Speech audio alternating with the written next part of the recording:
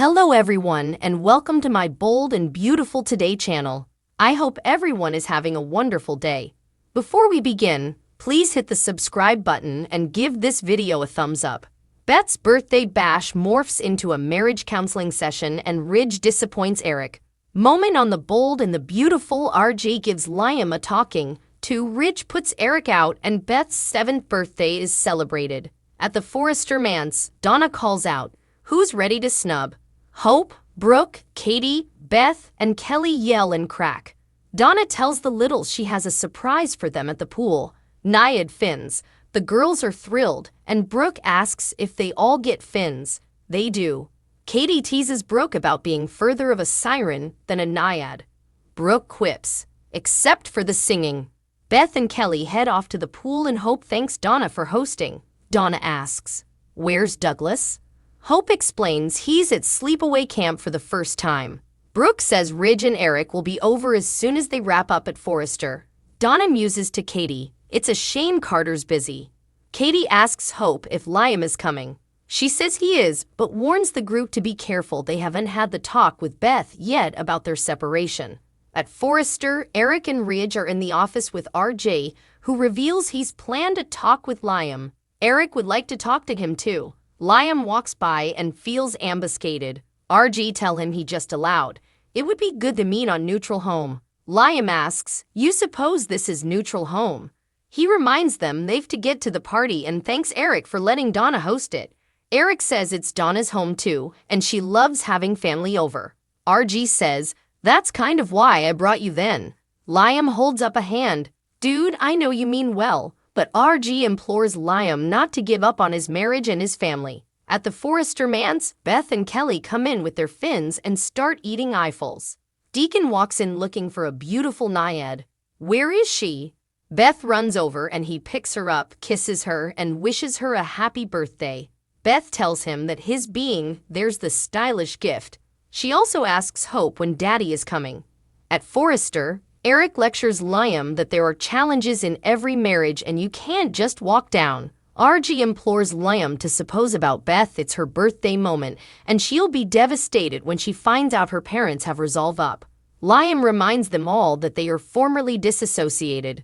RG wants him to forget about all that and to forget about Thomas and Rome. None of that matters. All that has ever signified to you is your family. Go to this party and reunite with Hope. That's the stylish gift you could ever give Beth. Liam argues that this handicap is different because it's Thomas. This isn't new. I've been saying this. He can't forgive this. RJ scoffs, "You are going to throw down your entire family over one kiss." Liam rebuts, "Where have you been? It's not just one kiss." Thomas has been consumed with his preoccupation with Hope and the effects it's caused him to do. "He let us believe our son was dead." Ridge intervenes to say Thomas has worked hard to change. Liam concedes that Hope initiated the kiss in Rome, but that doesn't mean he's going to have an easier time giving Thomas the benefit of the mistrustfulness. RJ hollers, "This isn't about Thomas. This is about you and how important you love your woman and your family." He intones, "The future isn't set, Liam." He can tear up the divorce papers and he, Hope, and Beth can live happily ever later. Liam RGB&B at the party. Katie cachinations at Deacon wearing a mermaid laurel as Hope herds the kitties outdoors. When she returns, Deacon tells his son that Beth will be devastated when she finds out she and Liam have disassociated. Katie recalls how delicate it was for Will. Brooke opines that Hope also has to suppose about herself and her happiness. "You were happy when you were with Liam, so you can't just throw all that down for Thomas." No way for Thomas. At Forrester, Eric tells Ridge that RG's a good sprat. Ridge is glad he's fighting for his family. Eric asks if he thinks that will be enough to reunite Hope and Liam. Ridge gets a away look in his eye. At the party, Liam has arrived and has also slipped a mermaid laurel, important to Hope's recreation. Cleric announces he's headed to the pool to try out his mermaid fin. Katie quips, "Can't stay to see that." They all file out, leaving Hope and Liam alone with RJ, who asks, "Can I talk to you guys?" Hope wants the day to be light and delightful. RG knows it's Beth's day, but perhaps they can also make it the day they work their way back to each other for the sake of their family. He cares about Hope and knows this divorce isn't what she wants. Hope just thinks this is an unhappy time to talk about all of this. Liam points out they are trying to do right by their sprat. RG says what's right for their son is both of them staying together. He doesn't know the whole story about Thomas, but he knows both of them are hurt. They need to rise above that and have a little faith. Beth is turning 7 this time and will change so much. This doesn't have to be an end. It could be a morning. At the office, Eric tells Ridge he'd like to unite as they used to. Eric is turned on by the success in Rome. Ridge thinks it would be nice. Eric makes suggestions about Ridge's sketch and Ridge rejects them. It needs to be edgy.